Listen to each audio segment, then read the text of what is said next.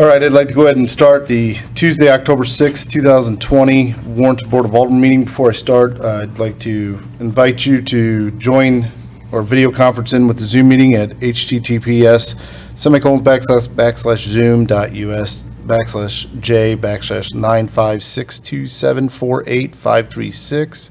The meeting ID, if you are familiar with Zoom, will be 956-274-8536. You could also call in a conference with 312-626-6799 to be able to participate in the meeting. So with that, if we could please rise gently and carefully and say Pledge of Allegiance. I pledge allegiance To the flag of the United States of America and to the republic for which it stands, one nation, under God, indivisible, with liberty and justice for all. I thought somebody started that. No. Was a groan. And the only reason I said carefully is we do have this brace up here. I don't want anybody knocking their heads accidentally. I appreciate the city staff doing this for us. It gives us a little easier time to speak without the masks or anything else. So please pass it along to anybody. Or Mr. Boozy Cruz, I appreciate your hard work and effort that went into it, and your crew as well. Next item would be the consent agenda. We have the regular meeting minutes from September 15, 2020. We have the work session minutes from the meeting with the WDA on September 28, 2020. We have purchased a one-ton truck with service bed, hoist, and plow from Don Brown Chevrolet, state bid in the amount of $72,849. The budget amount was $73,000 in the sewer department. Purchased one-ton truck with service bed and plow from Don Brown Chevrolet, state bid in the amount of $54,252. Budget amount was $56,000 for the water department. And purchased a backhoe from Herb Equipment, the state bid in the amount of $89,710. Budget amount was $90,000. Any questions on that? I'll entertain a motion to approve the consent agenda items as submitted. So moved. Second.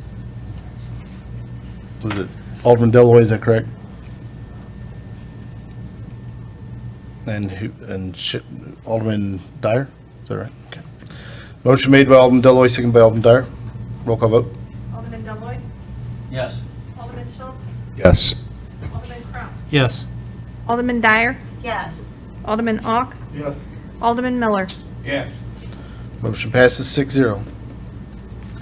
Next, we'll be hearing from the public. If there's anybody out there who would like to say anything or address the board with any issues they may have, please step to the podium.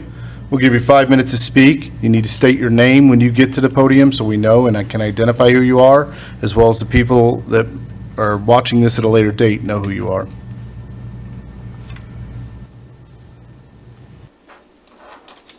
Not seeing anybody, we'll move on. Next item will be hearing from the Board of Aldermen. I'll I'd like go. to thank Brad and his crew for all the work on this building. Looks super. Good job, Brad. I'd just like to say happy fall to all of our city residents. It's really great to drive through our streets in town and through the subdivisions and see how many people are putting up fall and Halloween decorations. That it looks so nice all over town.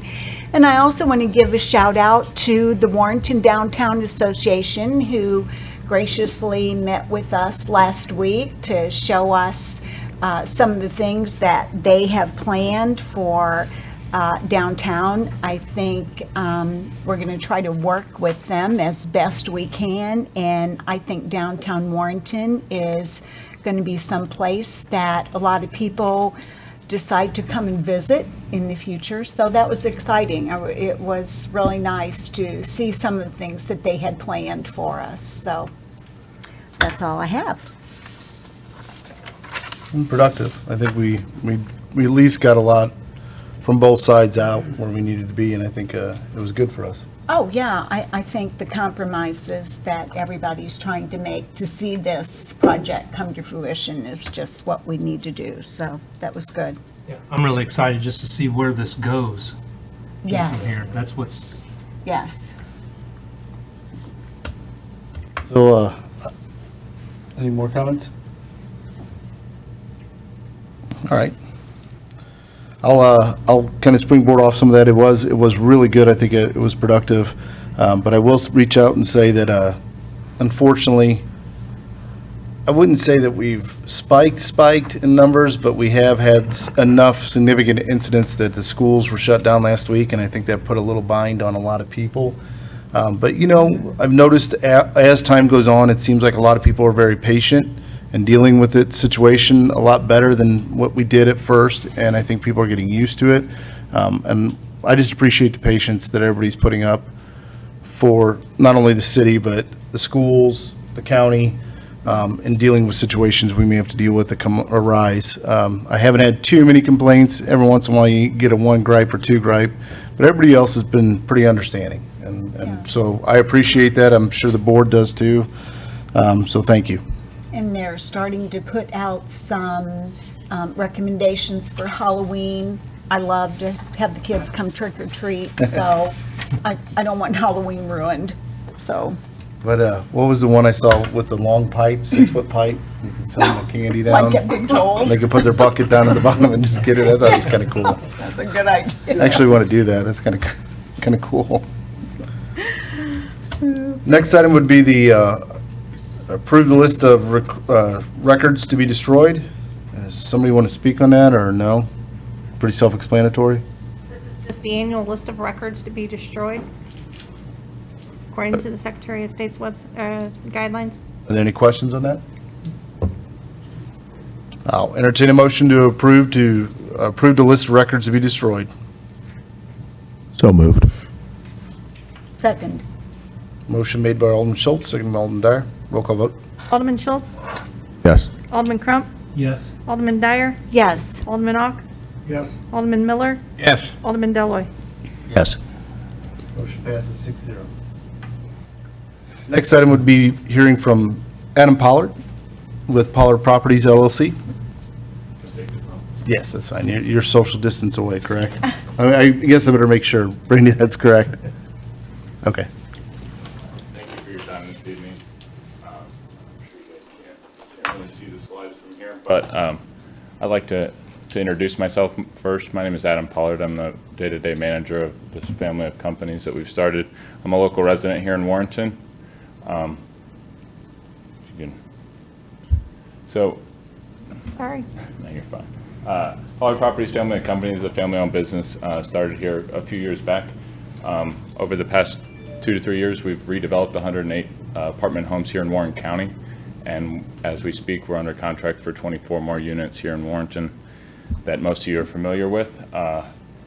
Next month, I'll be coming before you to try to get seeking approval to build 10 more townhomes in just north of what was Virginia Village in the vacant lot. I guess our protocol is a lot different than what other landlords are known for. We seek to have the best resident experience that anyone has ever experienced renting a home, so that the only time they leave us is to buy a home. Most landlords are known for being hated when you move out, for being nickeled and dimed and things of that nature. So we're doing everything in our power to change that persona. So many of you are familiar with what the Virginia Village apartments used to look like on the outside. I'm going to show you what a few of them, this is obviously the worst of the worst, look like on the inside. As you can see, as she clicks through these, they just wasn't updated since they were built back in the 60s. The outside, mismatching roofs, and just overall, just basically run down.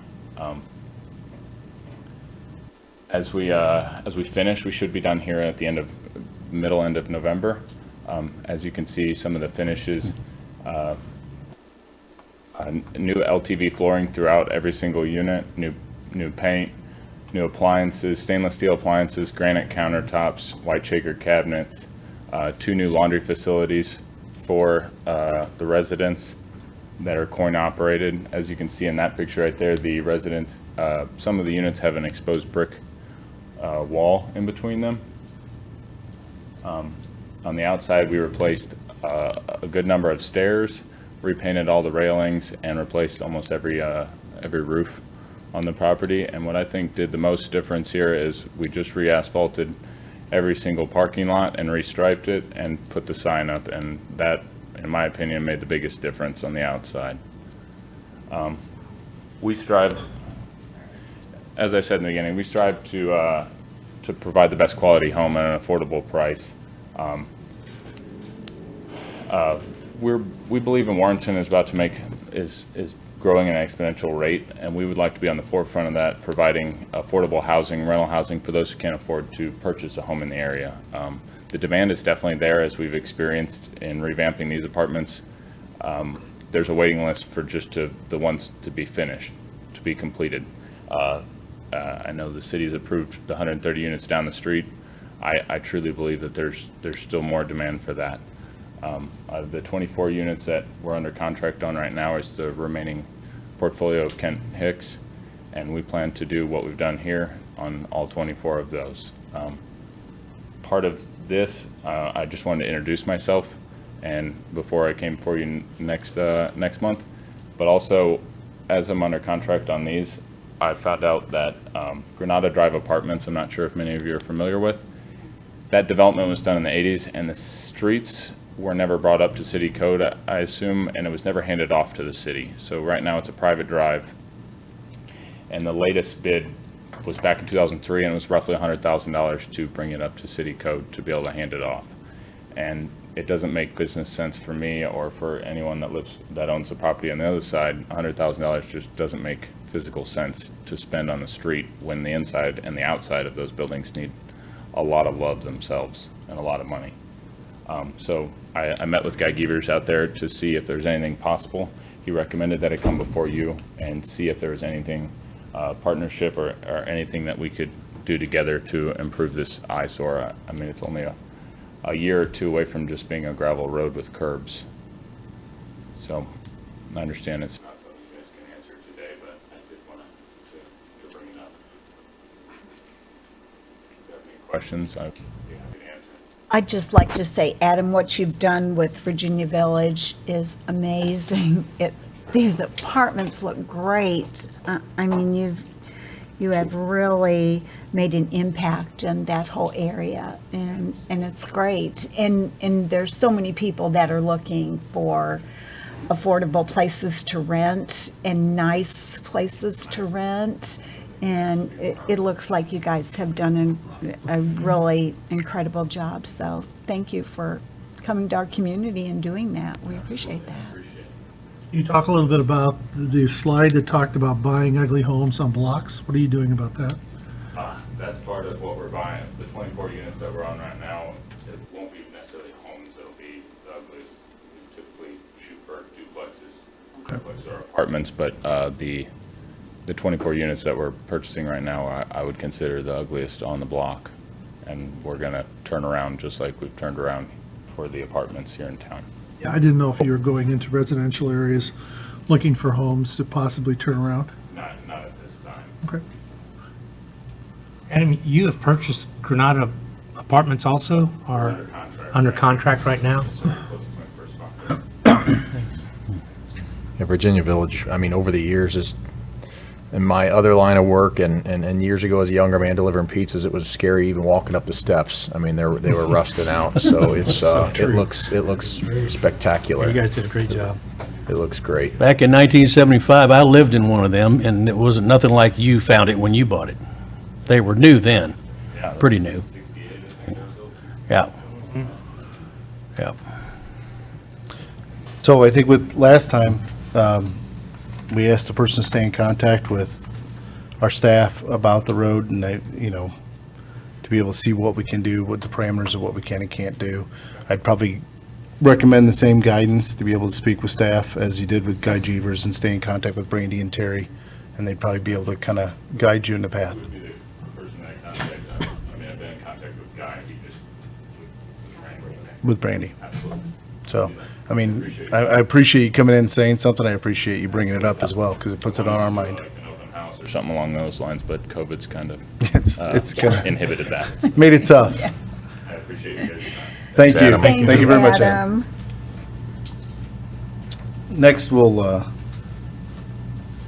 We'll hear from Brenda Klingler on the pet food pantry proposal. So my name is Brenda Klingler, and I've been the animal control supervisor since March of 2015 for the city. During that time, we have very much embraced the philosophy of moving forward. It's been our goal to change outdated perceptions of animal control from the evil dog catcher to being an asset to a community and a partnership with the community. We have been, now that we've been able to hire and train a new kennel assistant, we're ready for what we believe to be the next step to really benefit the community. For about 5 years now, we have been assisting people in the community with pet food, pet supplies for those in need. The goal to keep the animal in the home instead of ending up in the shelter and a burden to us. So we feel that we're ready now to provide that help on a larger basis. We would like to open a community pet food pantry. Many communities have these, and they have really seen a downturn in animals being surrendered, abandoned, things like that. 2020 has been extremely difficult for a lot of people out of work, and a lot of times when people are struggling, the first thing they do is to get rid of the family pets, which is detrimental to everybody. Pet food pantries operate very much like a human food pantry would. People would apply for assistance. They would be vetted to make sure that the supply we have goes to those most in need, because there will be a somewhat limited supply from time to time. Each person would be vetted. That vetting could be as simple as proof of some sort of state assistance program. We're still kind of looking at what the parameters of that vetting process would be. Those that qualify for assistance would sign waivers and agree to some restrictions to receive that assistance. Initially, we would probably only assist city residents and see how great the need and how great the supply is for us. The pantry would be operated by myself and a core group of supporters that the shelter has that have volunteered for this project. Our group of very generous, devoted supporters have committed to helping with this project and are very excited about the potential. This same group of supporters has approached me and asked if we would, they've expressed a desire to start a Friends of the Warrenton Shelter 501c3 organization. Shelters across the country, municipal county shelters, most have these kind of organizations. These groups function in a fundraising and community outreach type of capacity. They have no control over the operations of the shelter. The Friends group would be run by a board made up of that core group of supporters that has brought this up. And they have asked that I be on that board to serve as a representative of the city. And they're looking to see if the city would be willing to work to allow an organization like that to work side by side with the shelter. We're looking at this, since the property that is owned on Willow Road by the city is being looked at as a potential future home for a larger shelter as the city grows and as our shelter building deteriorates. It just made perfect sense to us to use the house that is already on the property as a storage and distribution center for the pet food pantry. Sheila Vaughn of Vaughn Investments has been one of our biggest supporters since for over 5 years now. She has generously offered to rehab the interior of the house. She has already secured most of the materials as well as volunteers to help with the labor of rehabbing the inside of the house so that it would serve the purpose that we need it to serve. So she's got lots of different business contacts that would be excited about that opportunity. In conclusion, I'd just like to thank you guys for your time and consideration in this matter, and I'm happy to answer any questions that you might have. Do they have grants, like, are you able to go to pet food companies or to like PetSmart and apply for grants to give you guys some assistance? There are grants available, and one of the reasons that the 501c3 can be helpful is that more grants are available to those type of organizations than are to municipal government agencies. So a 501c3 has a few more opportunities to apply for that kind of financial assistance than we would ourselves. Okay. And Brenda, you're talking about moving into Nelson and Tootie Seeger's house that's out there? Is that the house you're talking about? It is. The brick house. Yes, the That's first one on the Seeger. right, or on the left is. On the Willow, left, yeah, yes. okay. I didn't know Seeger. who lived there. Oh, well, yeah. It's the old Seeger that- residence. That's who lived there. Okay. Yes, All right. and Oh, it- that would be good. Yeah, and it would be a perfect facility once we kind of do some rehabbing in the interior to store all of the donations, the supplies, and also to Okay. distribute through Are that. the barns and outbuildings, are they going to be usable for Perhaps in the future, for the pet food pantry, no. In the future, if that is where we build the new shelter. The shelter. Those Okay. buildings could be, we definitely could Okay. find use for those, for sure. And this will be dogs and cats, right? Dog and cat food would be Okay. distributed as well as our hope, we have quite a bit, but we, as donations come in, if we make this announcement, those donations are gonna come in. Things like as simple as crates, collars, leashes, basically anything we can do to help make the retaining that pet in its own home happen. I know if you volunteer through the Humane Society, they're always looking for towels, blankets, things that you don't think about. Right. So I fully support this. I think this is great.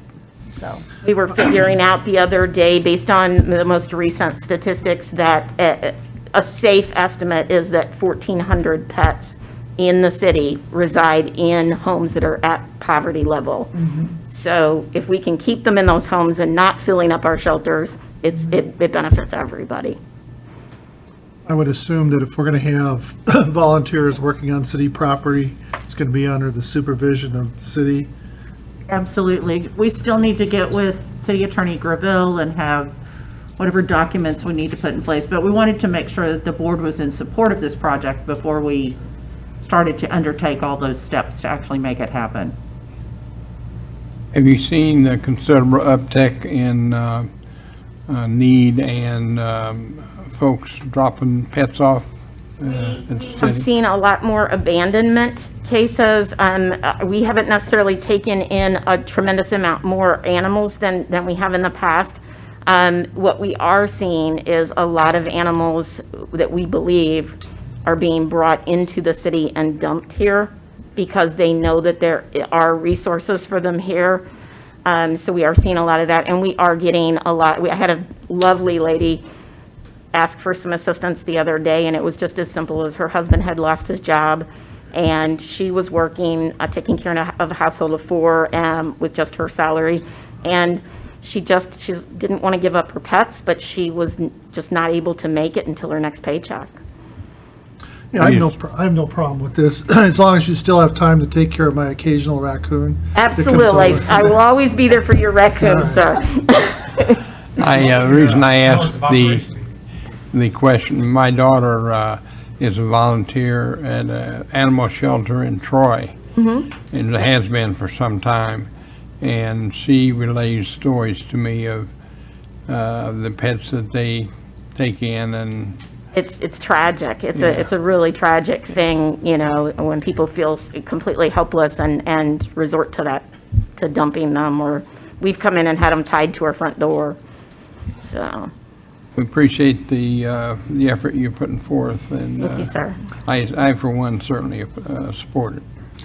Just out of curiosity, for a while, there's been that house sitting outside of Oliver's that had all the feral cats and it's disappeared. Is that because of you're working with it?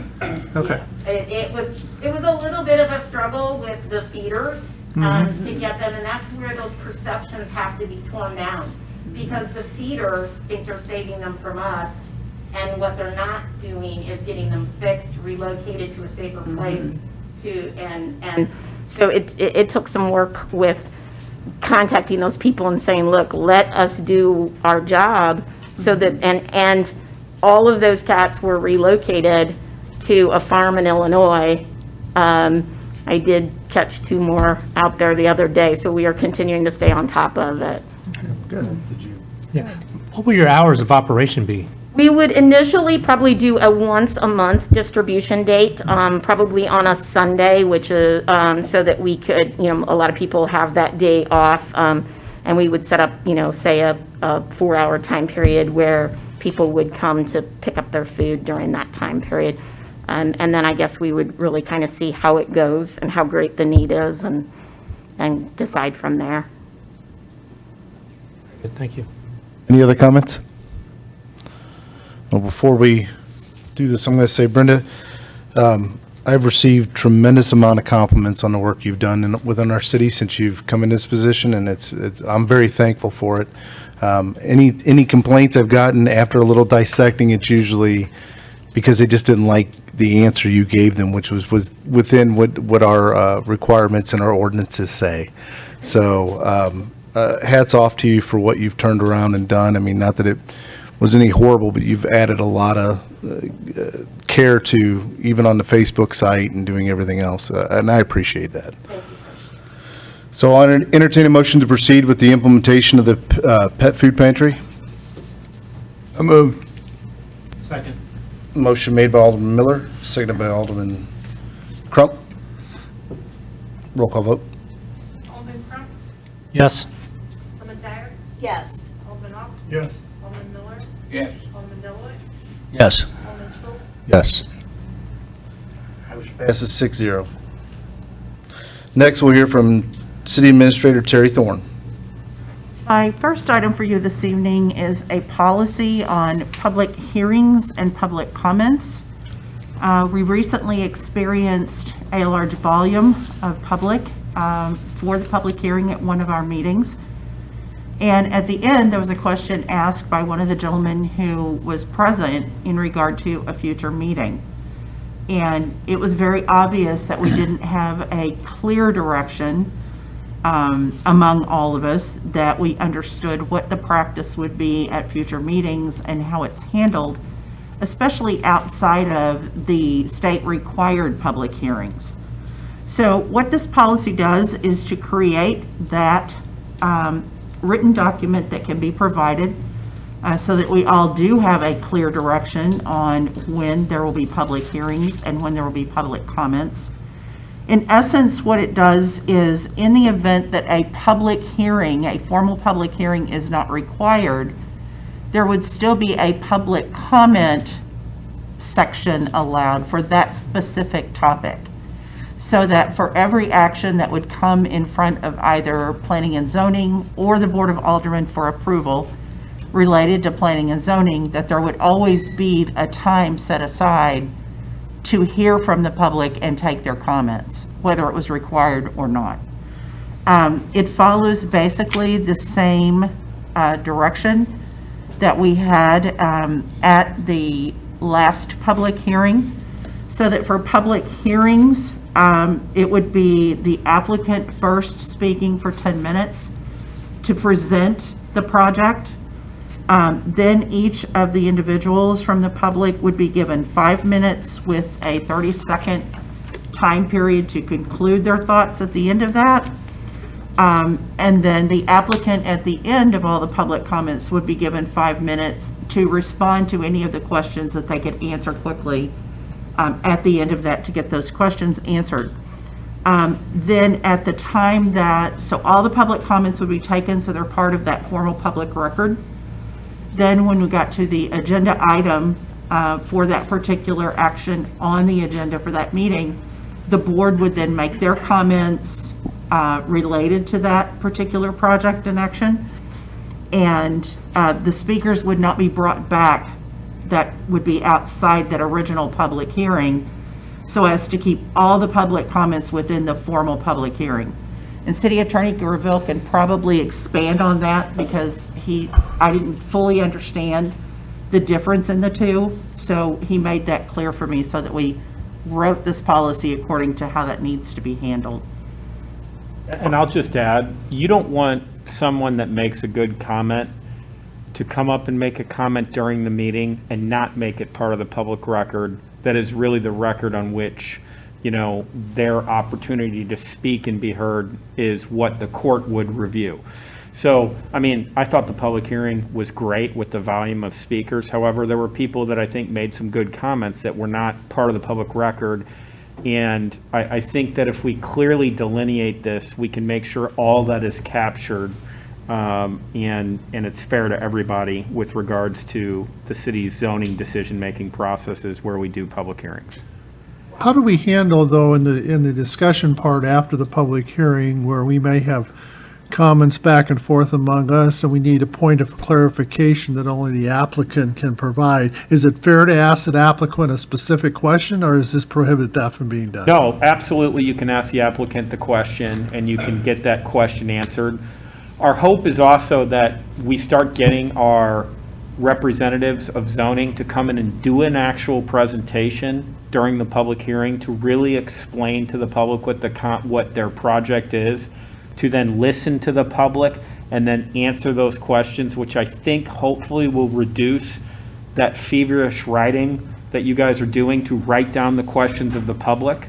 And so it'll minimize the interaction with the applicant at that point when you're in discussion. But you all absolutely have the ability to call the applicant up and say, hey, I wanted some clarification to your answer to this or your answer to that. But I think it'll reduce it because you're not asking the public's question.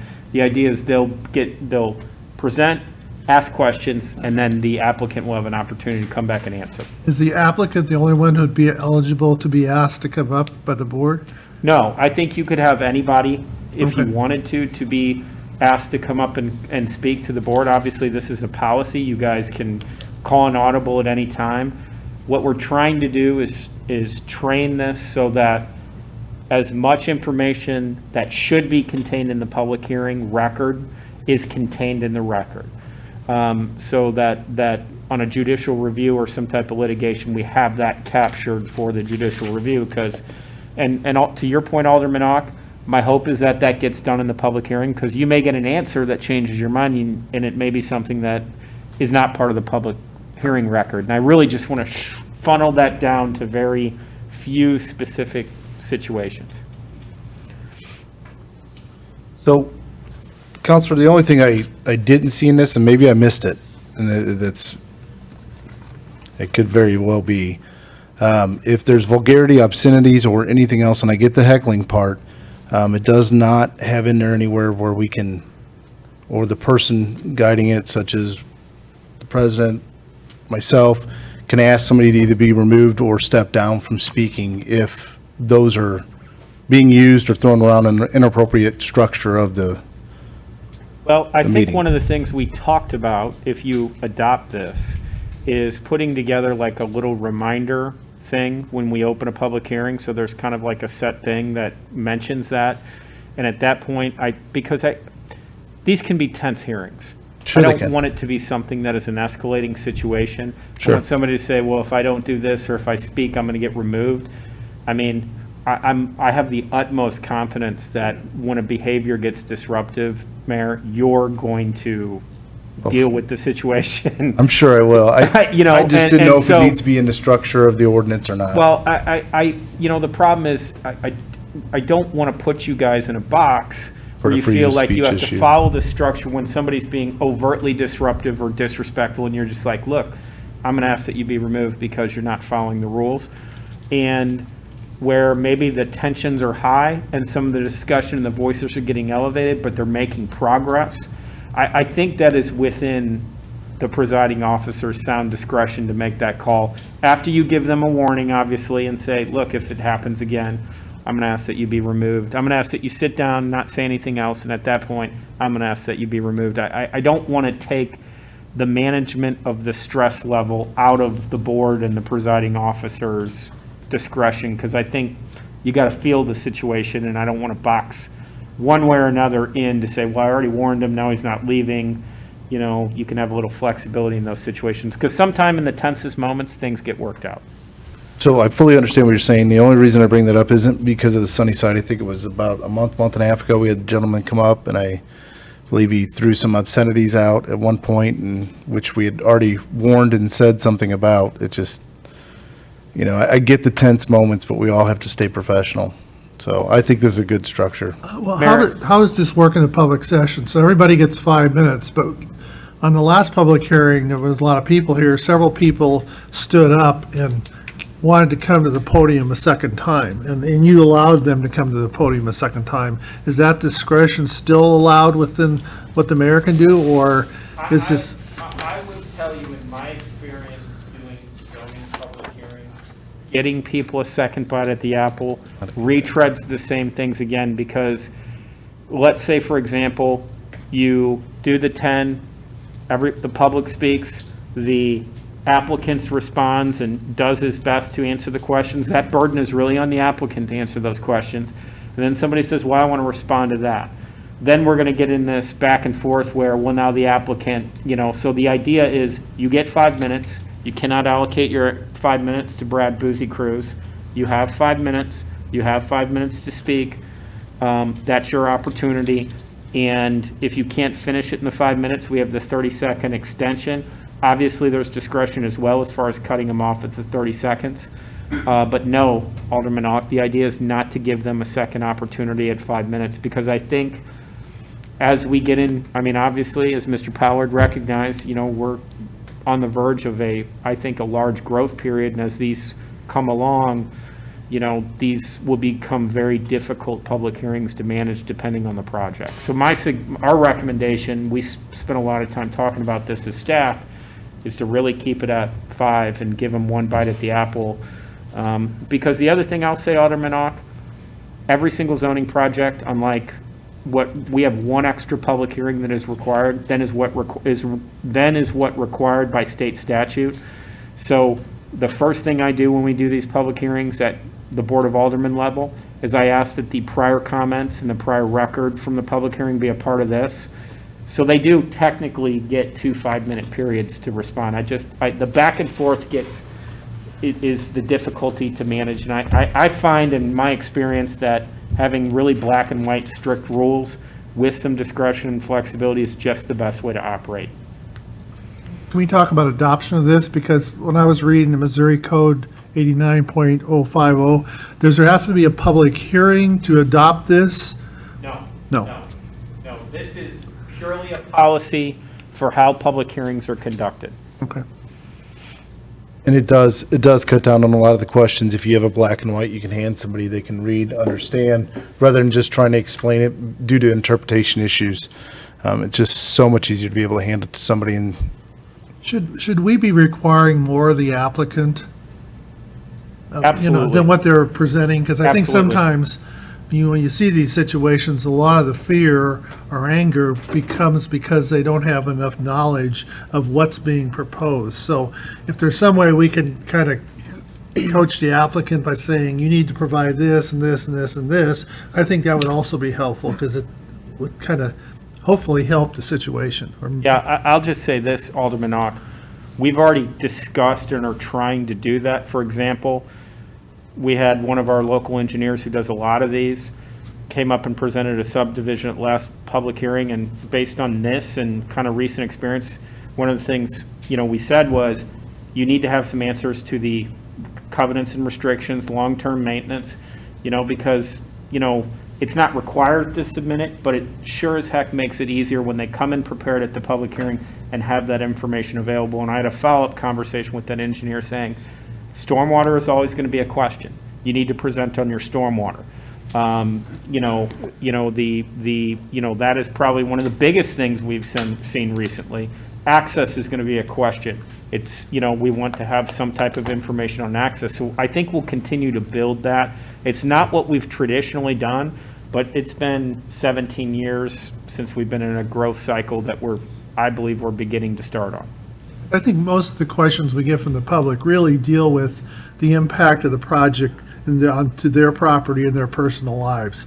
So if we can anticipate that ahead of time, I think it would be beneficial. Yeah, construction traffic was another one I discussed with Right. the engineer, if it's a large project where they're gonna have, there's an established residential area. So we are working on that, and we will continue to work on that. And I think this will formalize to say, you have 10 minutes to present your project, you know, you better have something. And ideally, we get to a point where they're bringing in PowerPoint presentations that addresses all these issues that come up so that the public can view it and they have something visual to look at, and it's not just people up here talking.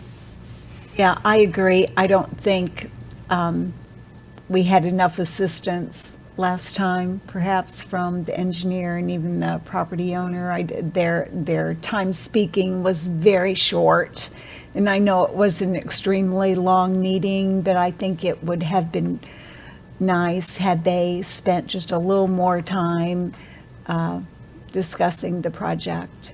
It may have helped, you know. We are making many changes related to planning and zoning.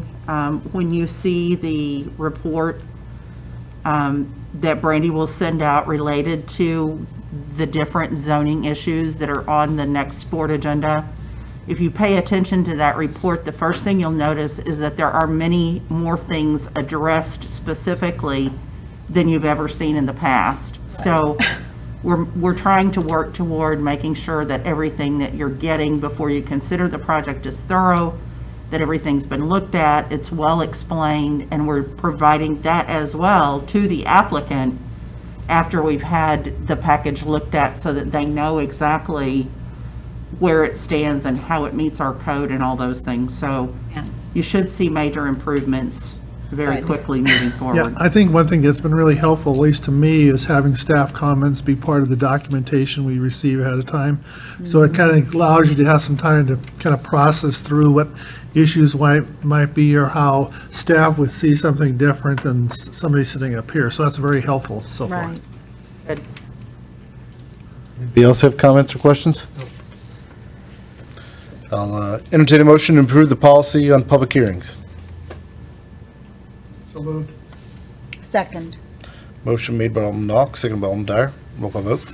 Alderman Dyer? Yes. Alderman Ock? Yes. Alderman Miller? Yes. Alderman Deloy, Yes. Alderman Schultz? Yes. Alderman Crump? Yes. Motion passes 6-0. The next item I have for you is a question related to a joint work session with planning and zoning. We had talked about, back when we had our last work session, about all of the growth and development that was going on. We had suggested then that there be a joint work session to make sure that the planning and zoning members are on the same page as all of you related to how you see development moving forward. Do you want to go ahead and offer up a couple of dates to try to get that scheduled? There are such a large number of them that I think we're going to have to plan it probably 30 days out to try to make that work.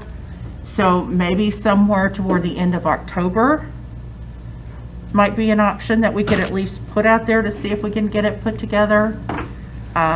Maybe the 27th, 28th, 29th of October. Not for me. Mayor's out of town. I'll be out of town. Okay, so do we want to move into November and see if we can put something together then? We have a board meeting on November 2nd, but then the week of the 9th through the 13th would be the second week of November. Still not into the holiday yet. Is there a day that week that does not work for someone? Alderman Schultz, is that into your holiday? Your special holiday? Deer hunting holiday? Yes, deer hunting Oh. I'm holiday. fine, I'm fine. We talking about the first week of November still? The week of the 9th of November. It has to be, or let me ask a different, it can't be before the last week of October? It can, but remember how many people we have to try to coordinate schedules. Okay. So if you Okay. try to do it too soon, it makes it much harder Okay, I understand. to try to put that together. And we need to do it before we actually get to the holiday, because then it will be impossible to get Yes. it done. Yeah. I think the sooner the better. I'm open to any date. As am I. Okay, so Shoot for the is there 5th. any date, the 3rd, 4th, or 5th? Does that not work for anyone? Well, the 3rd is our board meeting, correct? Yes. Yes. Or the 2nd? is the planning and zoning meeting. Okay, so that week's not going to work. No. So we're back to the week of November 9th. Is that deer hunting start season? That's Okay, good. I'm not going anywhere. Okay, so we're going to shoot for one day the week of November 9th and see what day works to get the most people together, and then we'll send something out to you, and it'll probably be a back and forth until we can finally get something worked out. I, for one, am really looking forward to this meeting. My only preference would be if we can stay away from Wednesdays, because sometimes I have meetings pop up and it's generally on a Wednesday night. Okay? All right, we will start working on this right away and see what we can get put together, and then we'll, I'm sure, be back and forth until we finally get something decided. Okay? My next item for you is yet another policy. This is vetting of committee applicants. We also discussed this at that same work session when we were talking about development, and it was felt by the majority of you that we needed some type of vetting for applicants to make sure that they truly fit within the parameters of what you're looking for on these different committees. So if names and contact information can be taken by the city clerk ongoing, it might be that if we put something out in our newsletter, that anyone who's interested in serving on a committee or commission could contact the city clerk, put their name out there, so that then when one comes open, we at least have a list to start from of some people who might have an interest. If we can include a generalized explanation of what each board does. Good I know a idea. lot of people do ask that, but Counselor Gravel has to stay away from that. We'll The only, make it too detailed, sir. I mean, the I only appreciate concern, it, though. The history of the board. 1897. Oh, Gary.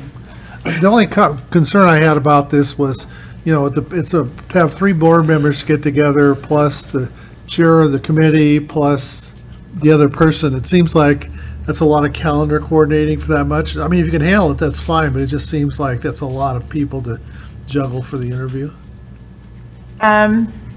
We certainly could go with less board members. I think if the chair of the committee is available, I think that would be beneficial. I didn't want to have 4 board members because then, you know, it's that whole saga of we have a quorum. So I think 3 would be the helpful Okay. number, and that may not always be practical and may not be able to happen, but we would shoot for that. Okay.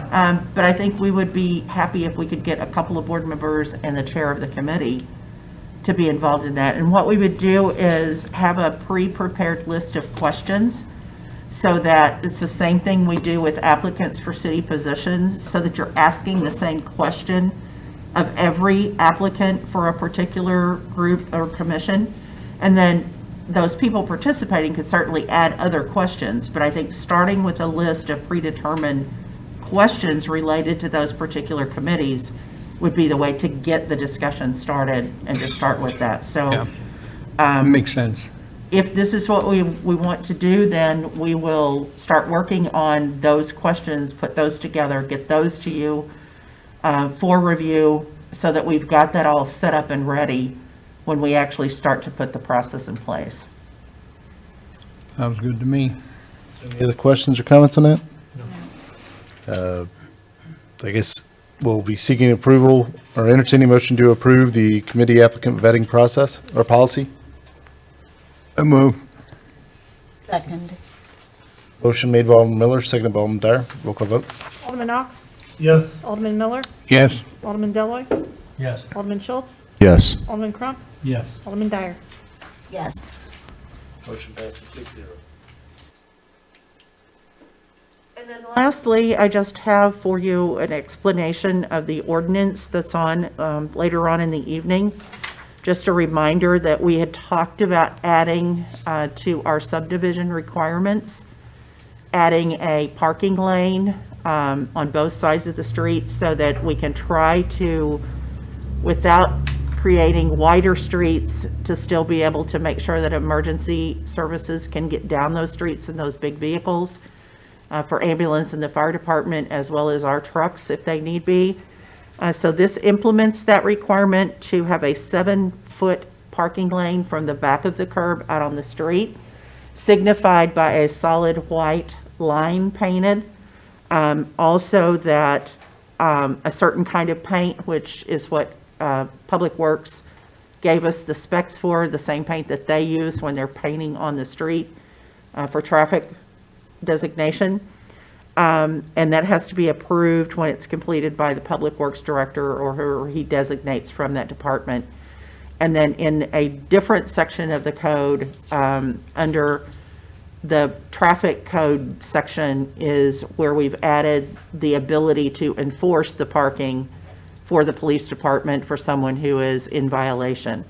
I would anticipate that when we actually have the first of these started, and if you recall, we also talked about, in addition to new subdivisions, Public Works identifying subdivisions that exist currently where there are real issues with the parking right now, and then our Public Works Department prioritizing those streets, and then they would be the ones putting the striping for the parking lanes. So it's going to be necessary to be able to enforce that. I would believe that we would start out with notifying residents that there is this requirement, and then some courtesy notices that you're not parked within the designated lane, but then eventually there will be those instances where you'll need to have the ability to enforce it to make it happen. So hopefully this will all work and it will solve our problem without having to do something more drastic in the future in subdivisions to try to accomplish getting emergency vehicles down the street.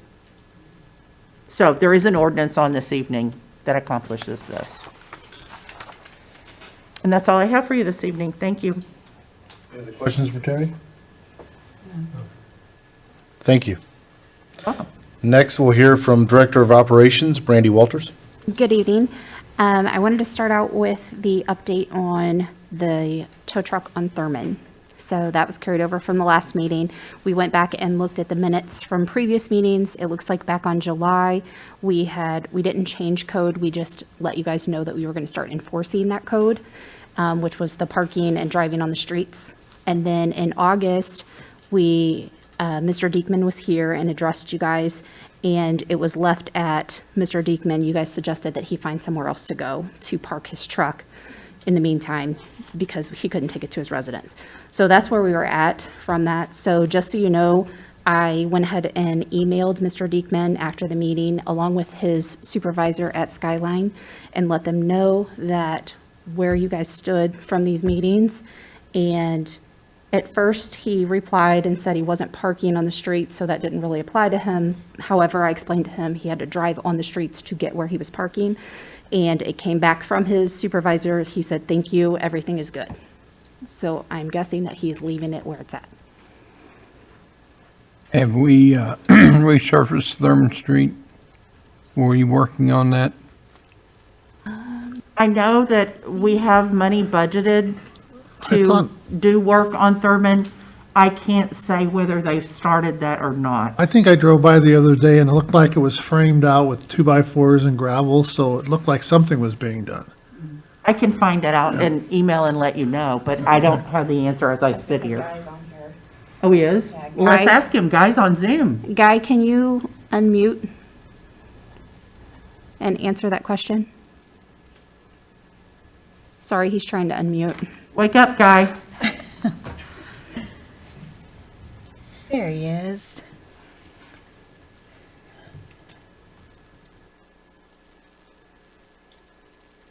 Can you hear me? Yes. Okay, yeah, that was tore out and rocked with the base, and if things go right, we plan on paving it this week or sometime next week. Thank you. Thank you. So that's your We update. don't think if he's parking his truck somewhere else other than I Yes, guess, he's where he's been, at I now. believe, parking it in Truesdale. I was That's gonna the say, last I heard. last time I Last I saw, he heard. was at the old fire station on 47 by Lakeview. Oh, okay, Oh, Last time I okay. saw, but it may have moved from then. okay. He's not parking it as residence. Yeah, that's, I I do guess know that's that. the end answer. Can I go back to Terry for a second? I've had a question about when municipal court will reopen. Are we currently having court, or? do We are not?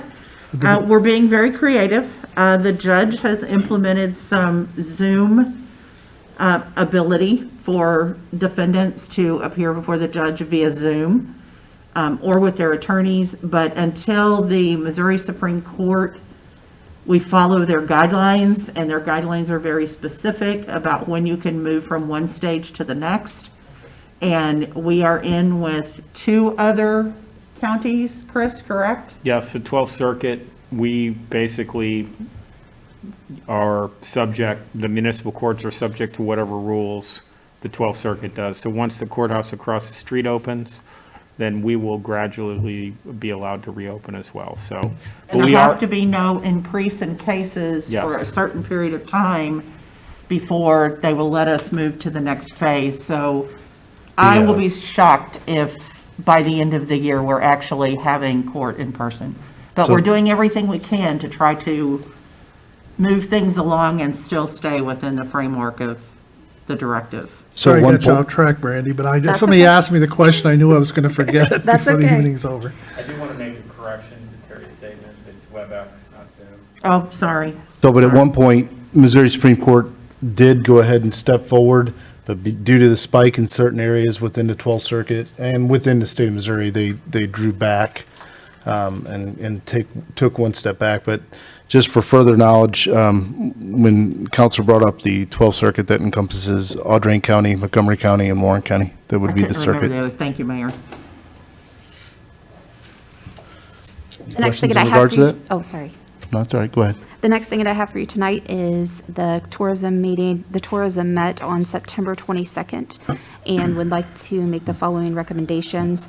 All of these items are currently in their budget, and that was to do interstate signs, reimburse interstate signs for extended stay in Warrenton, and from Warrenton Oil for Holiday Inn Express and Fast Lane convenience stores for a total of $1,800. Are there any questions in regards to this? I'll entertain a motion to approve the tourism recommendations in the amount of $1,800. So moved. Second. Randy, who did you copy? Which one would like to give the other one a second? Schultz? Take it, Scott. Oh, somebody over there second? Yeah, I second. So, motion made by Alderman Deloy, second by Alderman Schultz. Roll call vote. Alderman Miller, Yes. Alderman Deloy, Yes. Alderman Schultz, Yes. Alderman Crump, Yes. Alderman Dyer, Yes. Alderman Ock. Yes. Motion passes 6-0.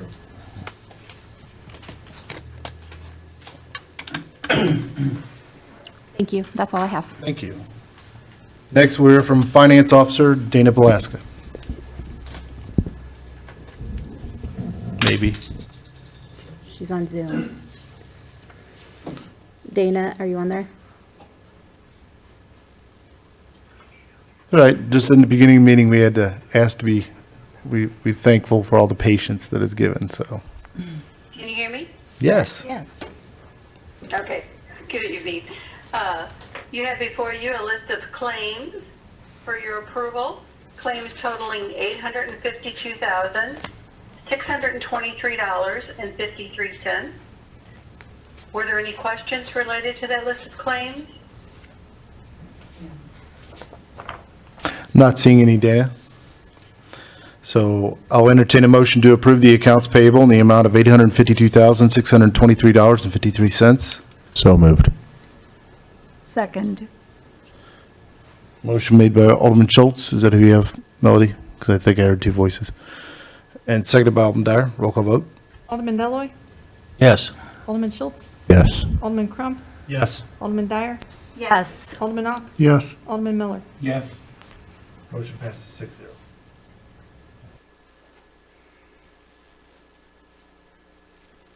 Go ahead, Dana, I'm sorry. Okay.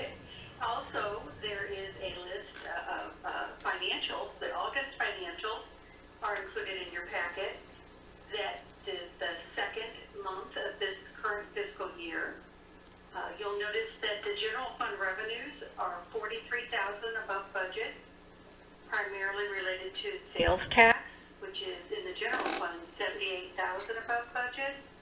And that is an offset to the pool revenue, which is below budget, about 19,000.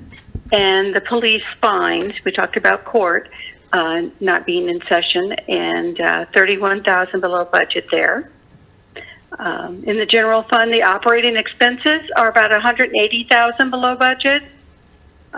Key factors in there are the cancellation of the fall festival, wages related to vacancies, and the reduced hours at the pool.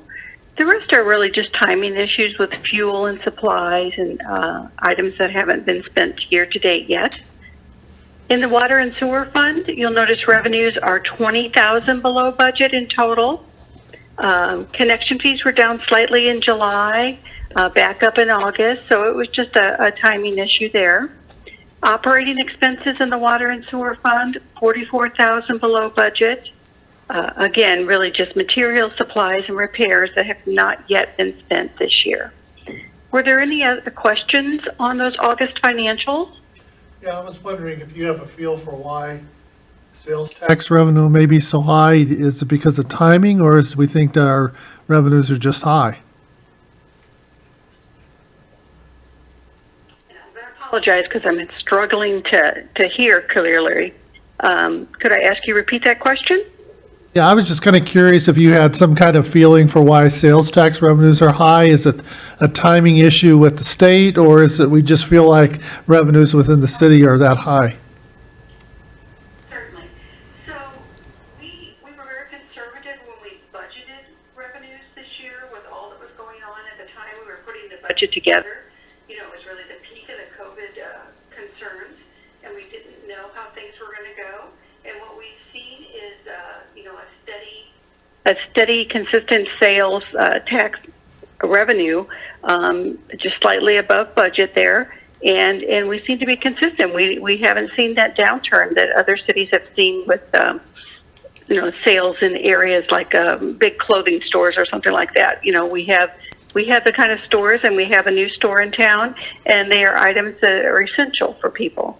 So we've seen after these August financials, we've seen a peak already at the October and December sales tax revenue, and we still see numbers above budget. We see maybe a slight downturn in the sales tax revenue, but just ever so slightly. So, we continue to see this amount above budget, and probably just a conservative budget process being the biggest factor. Have you guys looked at comparing this year compared to last year where we're at? Because that would really tell you if you got a fall off in terms of what's going on in the community. You don't have to answer that now, but I think it'd be interesting to know where we were at in August this year. And even if you take the 8-month period from August back to the January compared to the prior year, just to see if, as a relationship, how far off it is.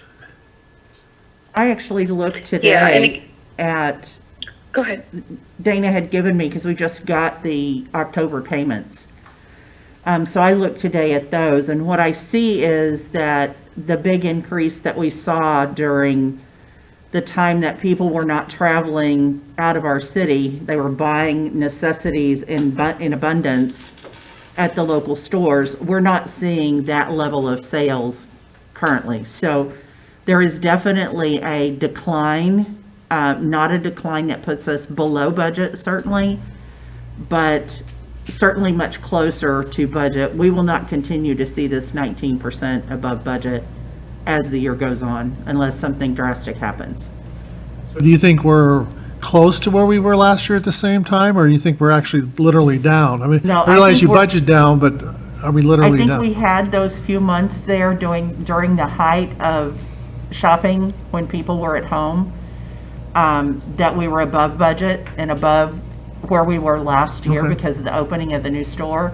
I think the difference, if you compared last year to this year, what you're going to see the difference is the new stores numbers that are added into our revenues. Otherwise, I think we would be fairly close to where we were last year. Okay. Any other questions or comments? Anything else, Dana?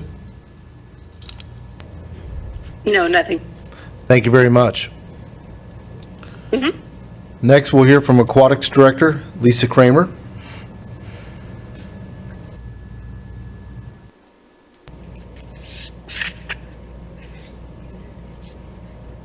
She can't unmute.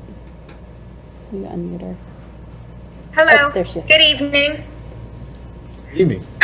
You have in front of you my monthly report for the pool. Are there any questions on that? And then I can give you some updates of what's going on.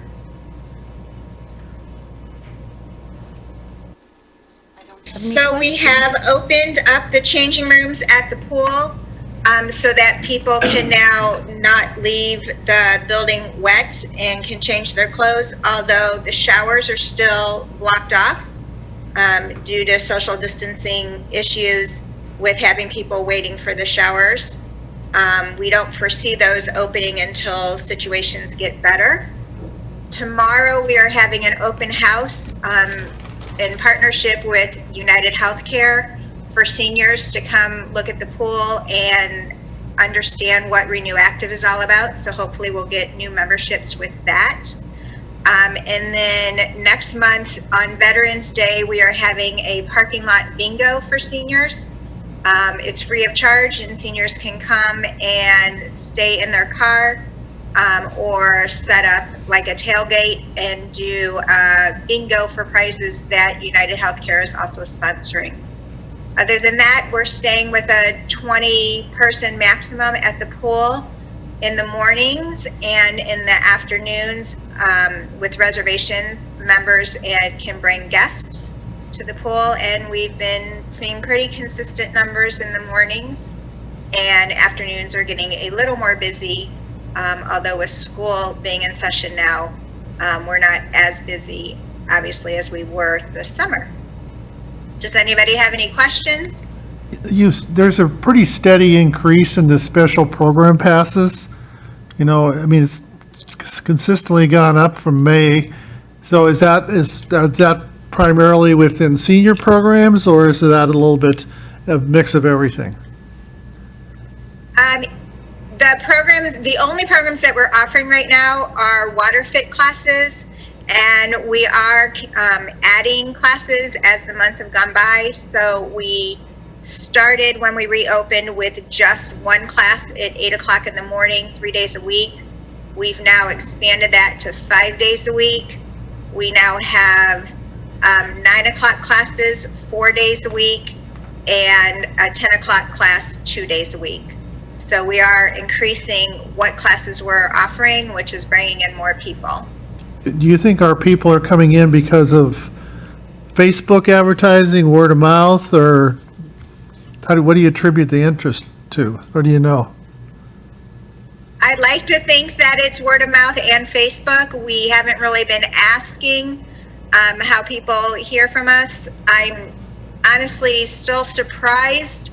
I met a gentleman this afternoon who has lived in the community for 54 years, and this was the first time he had visited the pool was today. He had no idea that we were there. So that still surprises me when I meet people like that. So I'm not really sure how people are hearing about us or not hearing about us. Thank you. Lisa, have we put up any notices, perhaps at the senior center, to let seniors know about the bingo and things? Has anything been taken out there? I think you're asking about notices at the senior center. I know that United Healthcare has posted the 2 upcoming programs there. I have not posted anything there since I came to the pool back a year ago. No, that's fine. So United Healthcare has posted something in the senior center to make people aware of this. Great. Okay. Any other questions for Lisa? No. Thank you very much, ma'am. Thank you. Next, we'll hear from Public Works Director Guy Jeevers. Good evening, Mayor and Board. First time I have it, my monthly report. crew's been doing some curb repair on Warren Avenue. Did some work on the parking lot there at the annex building. We had some soft spots we had to dig out before they paved it. We did our testing for samples for the wells from DNR. Had 2 sewer calls, both run private issues, private owners. Any questions on the monthly report? The amount of camera footage was really up this month. Is that related to the alley behind some of the downtown businesses that's so high up at Webster? I can't hear you. I can't hear Alderman Ogg. Oh, I just said that I the heard- amount of, the monthly camera footage that you do running through the sewer system is really high in September, and I just was wondering if that was a relationship to that problem we had in the alley behind some of the businesses in downtown?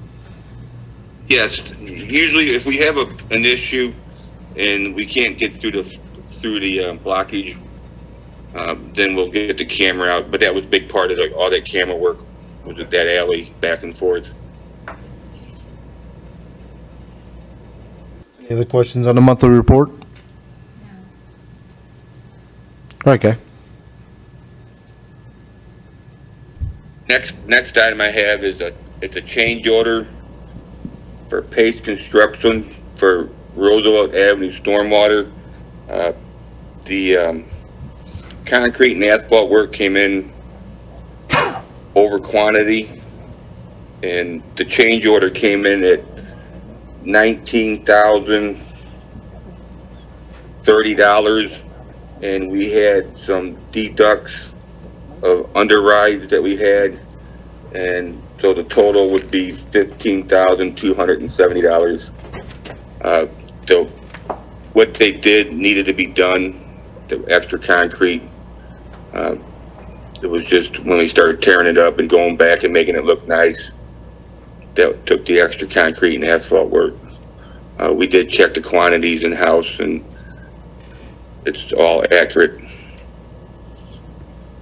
Guy, are you concerned that this says total overrun to date? To date always scares me a little bit. This project, this is the only thing holding out on this project, is this change order. Okay. And are we still getting comments from the residents of Roosevelt? Because I know for a while there was a lot of questions and concerns about, what's going on. Is that settled down? I have not heard anything from the people from Roosevelt after all the grass took off and the washouts. We had to go in and reseed a spot here and reseed a spot there, but haven't had any issues with anybody off of Roosevelt. Are there any other questions for Guy on this project? I'll entertain a motion to approve the change order for Pace Construction for the Roosevelt Street project in the amount of $15,270. So moved. Second. Motion made by Alderman Crump, seconded by Alderman Dyer. Roll call vote. Alderman Schultz? Yes. Alderman Crump? Yes. Alderman Dyer? Yes. Alderman Ock? Yes. Alderman Miller? Yes. Alderman Deloy. Yes. Motion passes 6-0.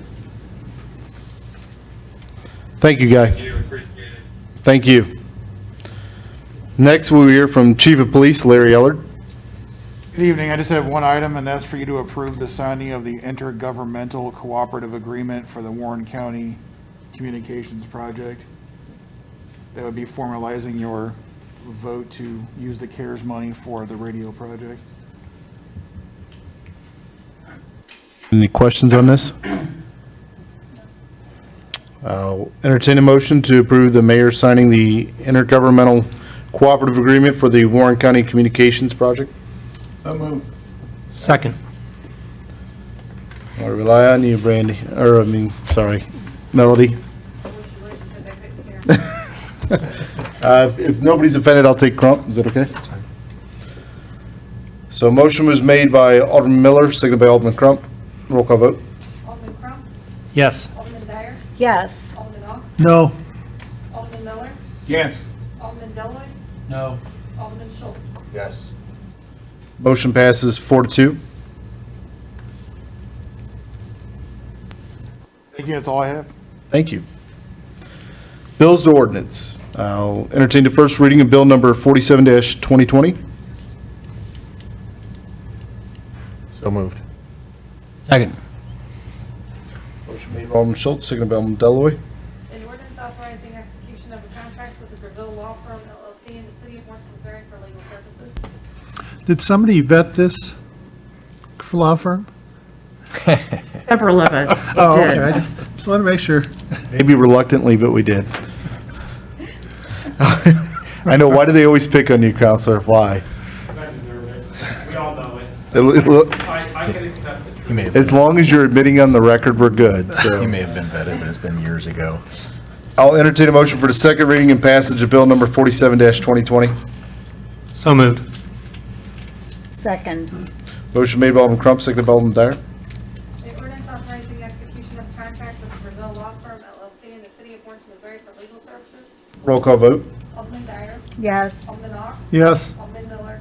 Yes. Alderman Deloy, Yes. Alderman Schultz. Yes. Alderman Crump. Yes. Bill passes 6-0. I'll entertain a motion for the first reading of bill number 48-2020. So moved. Second. Motion made by Alderman Dyer, seconded by Alderman Crump. An ordinance amending Chapter 530, private construction of public improvements of the municipal code regarding parking lanes. I'll entertain a motion for the second reading and passage of bill number 48-2020. Move. Second. Okay. Motion made by Alderman Miller, seconded by Alderman Schultz. An ordinance amending Chapter 530, private construction of public improvements of the municipal code regarding parking lanes. Roll call vote. Alderman Ock. Yes. Alderman Miller. Yes. Alderman Deloy, Yes. Alderman Schultz. Yes. Alderman Crump. Yes. Alderman Dyer. Yes. Bill passes 6-0. I'll entertain a motion for the first reading of bill number 49-2020. So moved.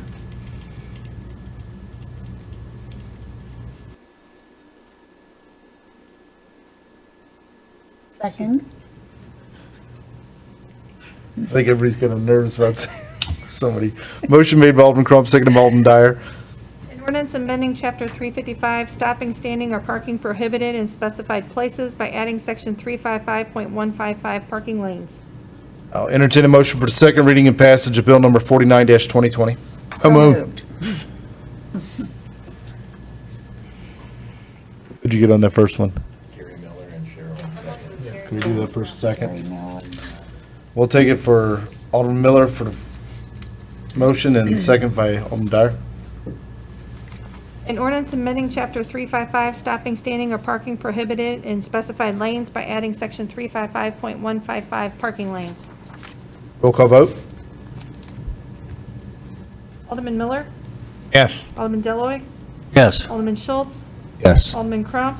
Yes. Alderman Dyer. Yes. Alderman Ock. Yes. Bill passes 6-0. I will entertain a motion to close the regular Board of Alderman meeting and go into executive session for personnel. So moved. Second. Motion made by Alderman Dyer, seconded by Alderman Crump. Roll call vote. Alderman Deloy, Yes. Alderman Schultz. Yes. Alderman Crump. Yes. Alderman Dyer. Yes. Alderman Ock. Yes. Alderman Miller. Yes. We are adjourned. Thank you, folks.